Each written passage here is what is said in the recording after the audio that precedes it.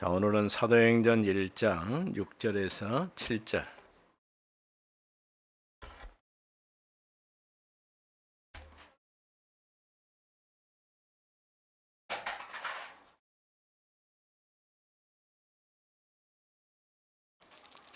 사도행전 1장 6절 7절 같이 읽어봅니다.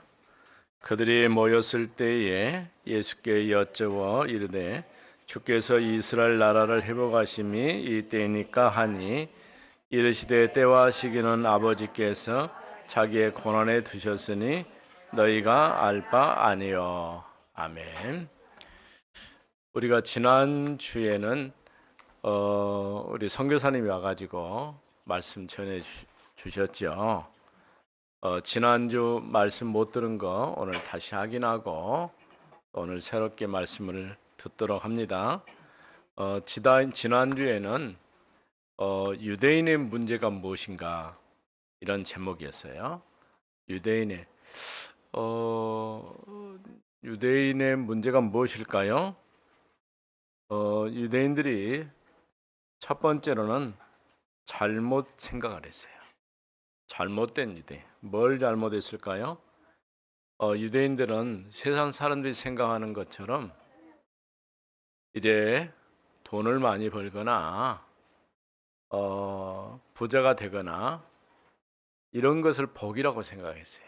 잘못된 복을 잘못 알고 있었죠. 진짜 복은 무엇을 많이 갖는 게 복이 아니에요. 심령이 가난한 자가 복이 있다 이렇게 말씀했어요. 긍휼히 여기는 자가 복이 있고 온유한 자가 복이 있고 을을 위해서 줄이는 자가 복이 있다. 복음 때문에 어려움 당한 사람들이 오히려 복받은 사람이다 이렇게 말씀했어요. 또 기도도 잘못 안 했어요. 우리가 어떻게 하면 기도할 수 있을까요?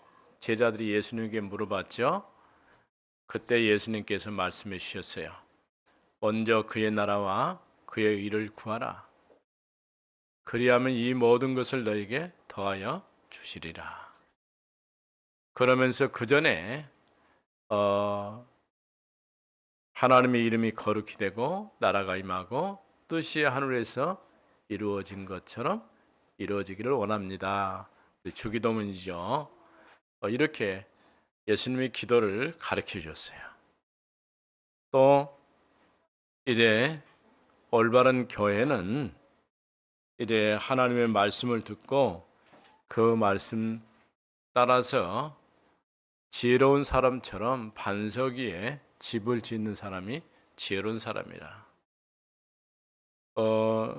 오늘 우리 렘넌트들이 올바르게 이제 믿음을 가지고 하나님 앞에 사는 렘넌트들 되기 바랍니다. 또 전통도 중요하지만은 잘못된 전통. 두 번째는 잘못된 전통. 물을 가지고 포도주로 만든 사건이 있었죠. 예수님이 결혼식에 초대받았을 때 포도주가 떨어졌어요. 하나님께서 함께 하시면 얼마든지 변화가 일어나고 바뀌어질 수가 있어요. 우리가 복음을 정확히 알면은요, 복음 안에서 바뀌어지죠. 또 유대인들이 세리와 같이 음식 먹는 것을 나쁘게 생각을 했어요. 세리는 죄인이거든요. 죄인과 함께 음식 먹으면 나쁘다 이렇게 생각을 했어요. 뿐만 아니라 이제 안식일에 예수님께서 병든 자를 고친 것 보고 비난했어요. 또 이제 사단이 눈에 보이지 않게 사람들을 속이고 많은 것으로 미혹을 하죠. 뿐만 아니라 유월절, 맥주절, 수장절 이런 절기가 있는데 절기를 잘못 생각한 거예요. 절기를 주신 이유가 뭘까요? 언약을 잃어버리지 않도록 하나님께서 확인해 주는 것이죠. 또 뿐만 아니라 세 번째로는 교회 문제. 이방인과 함께 음식 먹는 것을 잘못됐다고 생각한 거예요. 초대교회가 특별히 베드로가 고넬료 집에 가서 음식을 먹은 것 때문에 비난을 받았어요. 그건 비난받을 일이 아니고 하나님께서 이방의 문을 여셔서 많은 사람들을 구원하신 하나님의 계획이 있었죠. 갈라디아서 2장에 보면요. 이제 또 율법도 지키고 할례도 행해야 된다. 이렇게 주장하는 사람도 있어요. 그러니까 우리가 유대인처럼 살고 유대인이 되어져야 구원받는다. 잘못된 거죠. 우리는 유대인처럼 절대 살 수가 없어요. 또 유대인처럼 살아야 될 이유가 없어요. 우리가 구원받은 것은 복음으로 구원받은 것이죠. 그래서 갈라디아서 2장 20절에 우리는 이제 이 고백처럼 우리가 이제 무엇을 하는 게 아니고 나는 그리스도 안에서 십자가에 못 박혔나니 이제는 내가 산 것이 아니고 내 안에 그리스도께서 사신 것이라 이렇게 말씀했어요. 오늘 사도들의 문제 이제 세 번째입니다. 사도들은 어떤 문제를 가졌을까요? 첫 번째는 사도행전 1장 6절 7절 오늘 읽었죠. 금방 예수님께서 40일 동안 이제 부활하신 이후에 계시면서 하나님의 나라 일을 말씀하셨어요. 이와 같이 하나님의 나라 일을 말씀하실 때에 제자들이 궁금했어요. 물어봤어요. 예수님, 나라가 언제 회복될까요? 이 말은 이스라엘이 로마의 속국에서 언제 벗어날 수 있을까요? 이런 질문이었죠. 그때 예수님이 그건 너희가 알 바가 아니다. 그러면서 말씀하기를 권능 받으면 이제 복음 가지고 땅끝까지 증인될 것이다. 그러니 예루살렘을 떠나지 말고 아버지의 약속하신 것을 기다려라. 이렇게 말씀하셨어요. 또 두 번째로는 사도행전 11장 1절에 18절 보니까 아까 얘기했었죠.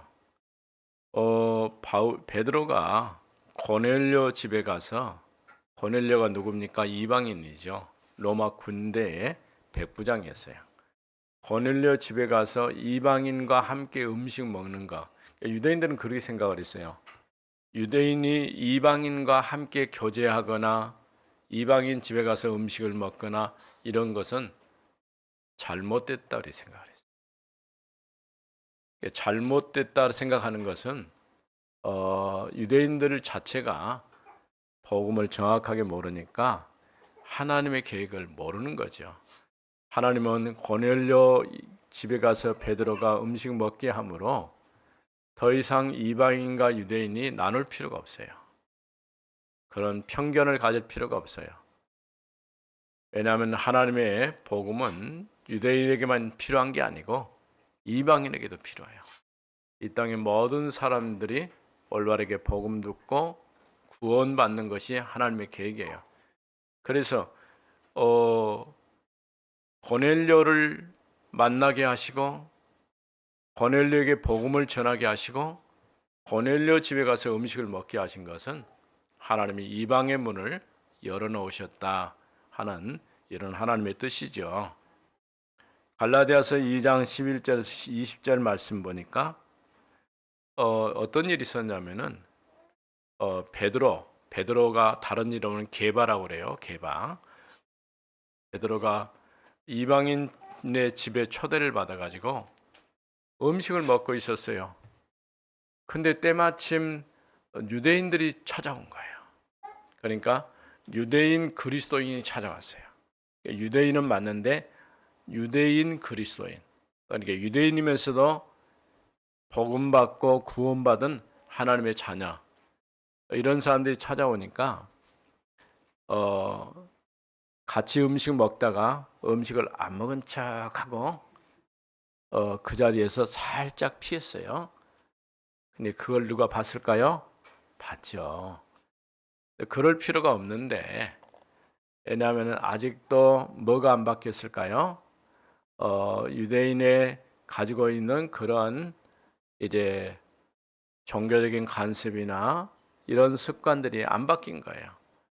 왜냐하면 복음 안에서 구원받은 하나님의 자녀는 유대인과 이방인이 함께 교제할 수도 있고 음식을 먹을 수도 있어요. 그런데도 안 그런 척 했어요. 그게 그러다가 들켰어요. 그러니까 안 들켰으면 모르겠는데 들킨 거죠. 언제든지 그럴 수 있어요. 우리가 복음을 정확히 알면은 복음 안에서 완전하게 자유함을 얻었는데 잘못하면은 그거를 잃어버리고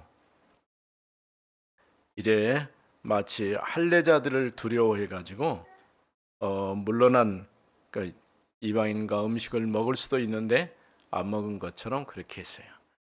우리가 올바르게 복음 안에 있으면은 우리는 그리스도 안에서 구원받은 하나님의 자녀이기 때문에 무엇을 하든지 할 수 있어요. 하나님이 함께 하시면 능히 어떤 것도 할 수 있어요. 오늘도 믿음 안에서 올바르게 신앙으로 세워지는 우리 렘넌트들 되기 바랍니다. 기도합시다. 하나님 감사드립니다. 오늘 또 우리에게 말씀을 주셔서 올바른 복음 안에서 바른 믿음으로 서게 하여 주옵소서. 어릴 때부터 우리 렘넌트들이 복음으로 각인 뿌리 체질화되도록 역사에 주옵소서. 주 예수 그리스도의 이름으로 기도드립니다. 아멘.